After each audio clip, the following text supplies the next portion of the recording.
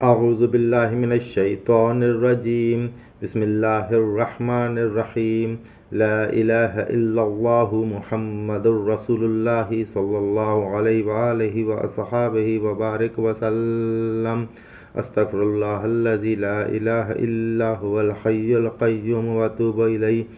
اما بعد، تمام دوستوں کو السلام علیکم ورحمۃ اللہ وبرکاتہ۔ کہکشانی نظام، گیلیکسیز، چاند، سورج، سیارے، زمین، آسمان 3 دائروں سرکلز میں گردش کر رہے ہیں۔ پہلے دائرے میں جو کچھ ہے وہ نوری تحریر میں نقش ہے، جسے قرآن نے علم القلم کہا ہے۔ علم القلم سے مراد وہ صفات ہیں جن صفات پر کائنات کو تخلیق کیا گیا ہے۔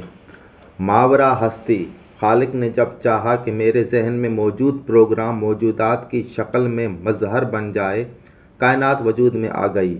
یہ سب وجود میں آنے والا علم علم القلم ہے۔ علم القلم میں کائنات کی تخلیق کے فارمولوں کی وضاحت ہے۔ علم القلم میں 11,000 تجلیوں کا ذخیرہ ہے۔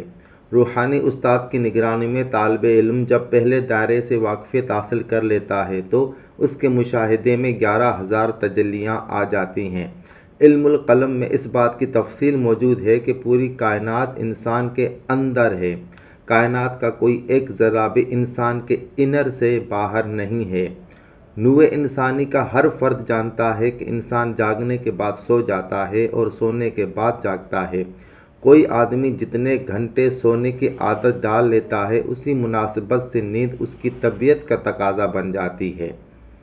قانون یہ ہے کہ جس طرح انسان کے اندر نگاہ بیداری میں کام کرتی ہے، اسی طرح نگاہ سونے کی حالت میں بھی کام کرتی ہے۔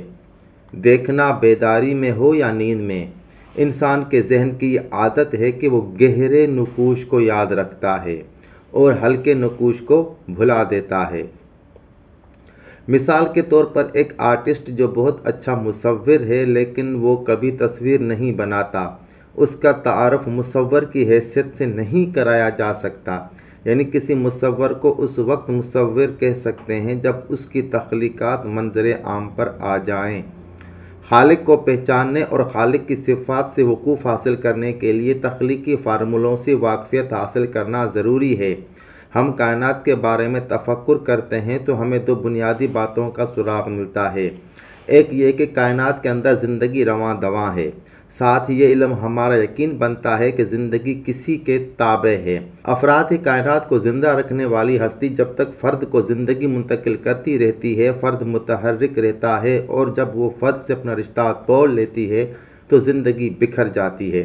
یہ ایک ایسا عمل ہے جو پوری کائنات کے افراد میں جاری و ساری ہے۔ ماورا ہستی کے ذہن سے نکلا ہوا ایک لفظ لاشمار علوم پر محیط ہے، لامتناہی صفات کا حامل ہے، غیر متغیر ہے اور کبھی نہ رکنے والی مسلسل حرکت ہے۔ قانون یہ ہے کہ ازل تا ابد حرکت کے علاوہ کچھ نہیں ہے۔ عقدہ یہ کھلا کہ زندگی مسلسل حرکت کا نام ہے۔ جب انسان شعوری حواس میں زندگی بسر کرتا ہے تو کیفیات الگ ہوتی ہیں، اور جب انسان لاشعور میں زندگی بسر کرتا ہے تو کیفیات مختلف ہوتی ہیں۔ قانون یہ ہے کہ حرکت کسی وقت ساکت نہیں ہوتی۔ انسان شعوری کیفیات میں ہو یا لاشعوری کیفیات میں، مسلسل حرکت کرتا رہتا ہے۔ جب زمان و مکان کی پابندی ہوتی ہے تو زندگی کو بیداری کہا جاتا ہے، اور جب زمان و مکان کی گرفت ٹوٹ جاتی ہے تو اس زندگی کو نیند کہا جاتا ہے۔ عام مشاہدہ ہے کہ طبیعت آدمی کو اس بات پر مجبور کرتی ہے کہ وہ سو جائے، پھر مجبور کرتی ہے کہ وہ بیدار ہو جائے۔ طبیعت اس بات کی عادی ہے کہ آدمی کو سلا کر لاشعور کو بیدار کر دیتی ہے، اور طبیعت اس بات کی عادی ہے کہ آدمی کو جگا کر لاشعور کو سلا دیتی ہے۔ قانون یہ ہے کہ لاشعور سو جاتا ہے تو شعور بیدار ہو جاتا ہے، اور جب شعور سو جاتا ہے تو لاشعور بیدار ہو جاتا ہے۔ انسان وہی کچھ دیکھتا ہے جس کا مظاہرہ کن کے بعد ہو چکا ہے۔ اللہ کریم نے بیداری کو دن نہار اور خواب کو رات لیل کہا ہے۔ یعنی حواس 2 قسم کے ہیں، بیداری دن کے حواس، نیند رات کے حواس۔ یہی 2 حواس زندگی میں رد و بدل ہو رہے ہیں۔ حواس جب رات کے پیٹرن میں داخل ہوتے ہیں تو خواب بن جاتے ہیں، اور حواس جب دن کے پیٹرن میں داخل ہوتے ہیں تو بیداری بن جاتے ہیں۔ حواس دن میں داخل ہوتے ہیں تو پابند ہو جاتے ہیں، اور حواس رات میں داخل ہوتے ہیں تو آزاد ہو جاتے ہیں۔ علم غیب یا غیب کی دنیا دراصل رات کے حواس ہیں۔ علم دنیا، علم مظاہر و مادی دنیا، دن کے حواس بیداری ہیں۔ تمام زمینوں اسکرینز پر نشر ہونے والی اطلاع ایک ہے۔ الہامی کتابوں کے ماہر علماء باطن کہتے ہیں انسان صرف اس زمین پر آباد نہیں ہے، اور بھی بے شمار سیاروں میں انسانوں کی آبادیاں ہیں اور وہاں پر زمین ہے۔ دوسرے سیاروں کی زمین پر زندگی کی طرزیں گو مختلف ہیں، لیکن تقاضے سب کے یکساں ہیں۔ جس طرح زمین پر آباد انسان کے اندر خواب اور بیداری کے حواس کام کرتے ہیں، بالکل اسی طرح دوسرے لاشمار سیاروں میں آباد انسانوں میں بھی بیداری اور خواب کے حواس کام کرتے ہیں۔ خواب کے حواس ہوں یا بیداری کے حواس ہوں، دونوں کے تقاضے یکساں ہوتے ہیں۔ فرق اتنا ہے کہ بیداری میں حواس زمان و مکان کے پابند ہوتے ہیں اور خواب میں حواس زمان و مکان کے پابند نہیں ہیں۔ یہی وجہ ہے کہ کوئی انسان خواب میں کیے ہوئے اعمال یا دیکھے ہوئے واقعات میں ترتیب قائم نہیں رکھ سکتا، کیونکہ اسے بیداری کے ایسے حواس میں زندگی گزارنے کی عادت پڑ جاتی ہے جہاں وہ ہر قدم پر پابند ہے۔ روحانی سائنسدان قلندر بابا اولیاء بتاتے ہیں کہ کہکشانی نظاموں اور ہمارے درمیان بڑا مستحکم رشتہ ہے۔ پے در پہ جو خیالات ہمارے ذہن میں آتے ہیں وہ دوسرے نظاموں اور ان کی آبادیوں سے ہمیں وصول ہوتے رہتے ہیں۔ اللہ کریم نے انسانوں کے اندر یہ صلاحیت ودیت کی ہے کہ وہ غیب سے آگاہی حاصل کر سکے، اس لیے انسان کے اندر ایسے حواس کی موجودگی ضروری ہے جن سے وہ غیب سے متعارف ہو جائے۔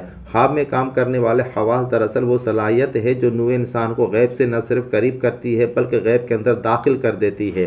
بیداری میں کام کرنے والے حواس کی رفتار خواب میں کام کرنے والے حواس کی رفتار سے 60,000 گنا کم ہے۔ قانون یہ ہے کہ خواب ایسے حواس کی نشاندہی کرتا ہے جن کے ذریعے انسان کے اوپر غیب کا انکشاف ہوتا ہے۔ قرآن پاک میں ہے، ہم داخل کرتے ہیں رات کو دن میں اور داخل کرتے ہیں دن کو رات میں، ہم ادھیڑ لیتے ہیں رات پر سے دن کو۔ قرآن پاک نوع انسانی پر واضح کر دیتا ہے کہ بیداری کے حواس اور خواب کے حواس ایک دوسرے کے ساتھ چپکے ہوئے ہیں، بالکل اسی طرح جیسے ایک ورق میں دو صفحے چپکے ہوتے ہیں۔ الگ الگ ہونے کے باوجود ورق ایک ہی رہتا ہے، لیکن دونوں صفحے ایک دوسرے کے ساتھ مل کر یکجان ہو گئے ہیں۔ انسان کے اندر کام کرنے والے حواس بیداری کے ہوں یا خواب کے، غیب سے براہ راست ایک ربط رکھتے ہیں، کیونکہ ایک ہی عبارت الگ الگ دو صفحوں پر تحریر ہے، اس لیے اس کو دو حصوں میں تقسیم کر دیا جاتا ہے۔ انسان نے اپنی نادانی کی وجہ سے ایک حصے کا نام ظاہر اور دوسرے حصے کا نام غیب رکھ لیا ہے۔ فی الواقع یہ طرز فکر اللہ کے بیان کردہ قانون کے خلاف ہے۔ اللہ کریم فرماتے ہیں، ہم داخل کرتے ہیں رات کو دن میں اور داخل کرتے ہیں دن کو رات میں، یعنی رات اور دن کے حواس ایک ہی ہیں۔ فرق یہ ہے کہ ہم نے ان حواس میں سے ایک کو اپنے اوپر مسلط کیا ہوا ہے، چونکہ یہ تسلط خود ہمارا اختیار کردہ ہے، اس لیے ہم نے اس پابندی میں مقید ہو کر خود کو پابند کر لیا ہے، اور اس پابندی نے ہمیں مکان، اسپیس اور زمان ٹائم کی زنجیروں میں جکڑا ہوا ہے۔ وآخر دعوانا ان الحمد للہ رب العالمین۔